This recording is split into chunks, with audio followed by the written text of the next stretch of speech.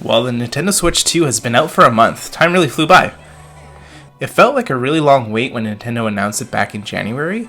I spent a lot of time with the Switch 2 and wanted to give you my 1 month review. I'm a big fan of the original Nintendo Switch. I still remember how magical that original reveal or launch trailer really was. The change in direction to a hybrid console that could be docked and played on the TV or taken anywhere in handheld mode was such a magical and innovative feeling product at the time. Obviously, the Nintendo Switch maybe overstayed its welcome by a couple years and started to feel a little bit rough at the end of its life cycle, especially when compared to other gaming consoles. Over the past 8 years, there were things that I wanted to see improved or iterated on if Nintendo took the approach to iterate and ride the success of the original Switch. I generally play in handheld mode. I always loved playing my Game Boys, DS's, and 3DS's, so it always felt just right. The first thing I started to get a bit tired of while playing in handheld mode was the size of the Switch. I had pretty big hands, and I found that the ergonomics and size of the original Switch was just a little bit too big for my hands and regularly would lead to cramping or not feeling comfortable. The Switch 2 fixed this problem for me because the console is larger to support the larger screen and Joy-Cons. For my large hands, this was an improvement, and I've had zero issues playing for hours in handheld mode. I know this won't be the case for everyone, especially children or people with smaller hands. Talking about the bigger size of the Switch 2, the Joy-Cons have also gotten larger. I really wasn't the biggest fan of the compromises made to the original Joy-Cons to get it to fit the form factor. The tiny left and right buttons were annoying when quickly playing local multiplayer, the small buttons never felt perfect or just right, and obviously since I mentioned I have big hands, the Joy-Cons always felt a bit small to me. These issues were never enough to deter me from enjoying the Switch though, but were things I thought about. The Switch 2 fixes all these problems. The Joy-Cons are larger and have this slight contour to it that makes it feel nice to hold and more premium. The joysticks are larger and feel better. I do hope we don't experience any drift issues as we did with the original Nintendo Switch. I did send back 2 Joy-Cons to get fixed throughout the years that Nintendo thankfully fixed or replaced for free. The buttons on the Switch 2 Joy-Cons feel much better. They aren't super clicky, but have this nice softer feeling when pressed. The buttons are also slightly larger and feel better when using a single Joy-Con as well. The left and right buttons when using a single Joy-Con are way better and bigger too. I do wonder what Nintendo will do in the future with new colors though. Will they just color the joystick accents and the inside of the Joy-Con, or will we get full colors? The Joy-Cons have a new feature to be used in mouse mode, and I honestly have spent zero time messing around with this because there aren't any games I want to play right now that utilize this feature. I also mentioned I primarily use the console in handheld mode, otherwise I play on the TV and it doesn't really make sense to use the Joy-Con as a mouse in either of these use cases. You can use the Joy-Con on your leg, but it's a weird thing to do. The only issue I have with the new Joy-Cons so far is that for some reason, with how I rest my hands, I sometimes accidentally press the right bumper button because of how it wraps around the controller. This is nothing new from the Switch 1, but maybe it's a more sensitive button, or with the new size of the console, my grip led me to press this button by accident more times. The original Joy-Cons connected to the Switch via rails, and at launch this seemed so cool and nifty. The thing is that the Joy-Cons kind of creaked or rocked after some time in handheld mode, and the console never felt really super solid or like one complete unit. This issue has been completely fixed with the new magnetic Joy-Cons. They just snap right onto the console and have a really solid connection and feel really good in the hand. I've seen people complain that there's a bit of a wiggle, but when you're just holding the console and playing like normal without intentionally wiggling the Joy-Cons, it feels legit solid and much better than the original rail system. I don't think anyone needs to be concerned of these things falling off unless you're prone to dropping your tech. The original launch Switch's battery life was not amazing, but I did end up getting the OLED model when the Zelda Tears of the Kingdom console was released.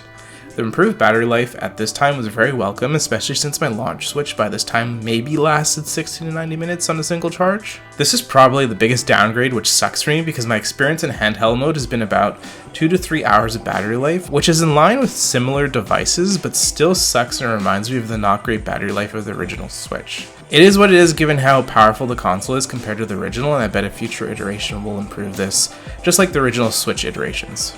The Switch 2 is about 10 times more powerful than the original Switch, and at launch, Nintendo has had a great amount of third-party support with games that do look really good on the console. The reality for me, at least at this time, is that these third-party games have been out on other platforms for a long time and are generally cheaper or have been on sale on those platforms, so why would I double dip?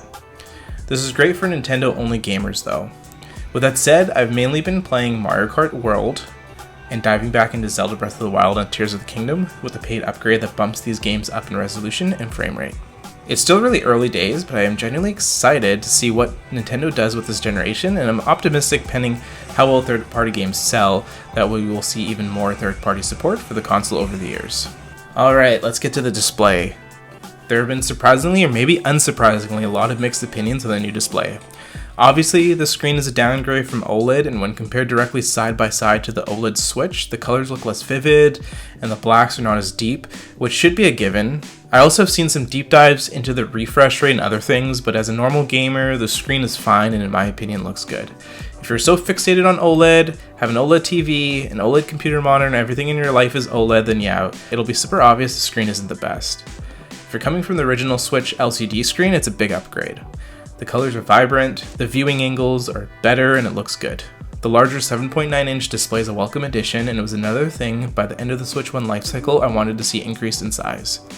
I compared the Switch 2 to the PS Portal, and honestly both screens look good even though they are both LCD. I would say the viewing angles and colors may be slightly better than the PS Portal. I have a mini LED TV, and when I play in dock mode, the handheld visuals look similar to what I see on my mini LED display, though I know technically it isn't the same. If this is a real deal breaker for you, then yeah, wait for a future iteration where Nintendo adds an OLED display and improves the battery life. By then there should be a rich library of games to play and maybe more color options for Joy-Cons in the Pro Controller too. I will say that I have experienced one issue in dock mode where the console gets really hot to the touch when docked and playing for a while. Like, the original Switch did not get this hot, and I know that the Switch 2 is pumping out more in dock mode, but I can point out and let everyone know that my console gets really hot, and it is something to keep an eye on.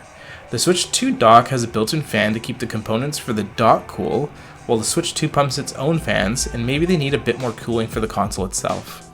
Another thing I want to touch on is the new plastic used for the Nintendo Switch 2 and the Pro Controller 2. This plastic feels really nice. It's this matte, kind of soft to the touch material that just feels really premium. It's the little things that add up and help build up a more premium experience that generally people don't give a second thought to. The new speakers in handheld mode are honestly an upgrade, and I was pleasantly surprised by this. My camera and mic don't do justice to this, so you can judge it for yourself. The refined rumble in handheld mode is really nice too. This was also a really cool thing to experience when playing in Mario Kart and realizing that it was much better too. The kickstand is a major improvement over the original Switch's console kickstand, but pretty similar to the OLED kickstand, but with maybe more depth. The Switch 2 uses the new SD format Micro Express, which is pricey, but in the long run this will be a good thing with the significant performance boost these cards provide to reading and writing data. The eShop has seen a major improvement to performance, which is welcome because the original eShop was super laggy. The Switch 2 adds a convenient way to have game chats with friends, which is a major improvement over the phone app. I haven't used it much, but it's cool and will be great as even more multiplayer games come out. It's not cool that after the first year, this will be locked behind the NSO subscription, but I mean, I guess it makes sense because otherwise how would you play multiplayer games online with your friends or family anyways? I'm a bit surprised that Nintendo didn't do more to differentiate the UX and UI of the console, keeping it pretty much the same as the original Switch with some UI refinements. I know people want themes, and who knows, maybe we will finally get it, but it does seem like Nintendo and Sony have kind of moved away from valuing this kind of customization in recent years. Okay, I had a lot to say, and thank you to those that have stuck around to hear me out. Overall, Nintendo has done a great job refining the Switch 2 and providing a new console that is a continuation of the Switch, improving on the majority of hardware and software, with a few misses like the display being a downgrade from OLED and the battery life being much lower than what I would have ideally wanted. The original Switch is one of my favorite consoles of all time, and I've been around for most of them. So I look forward to seeing what games come out and define this new generation. Thanks for watching, like and subscribe, and let me know if you have a Nintendo Switch 2. And if so, what games are you looking forward to, and what would you like to see come out that hasn't been announced yet?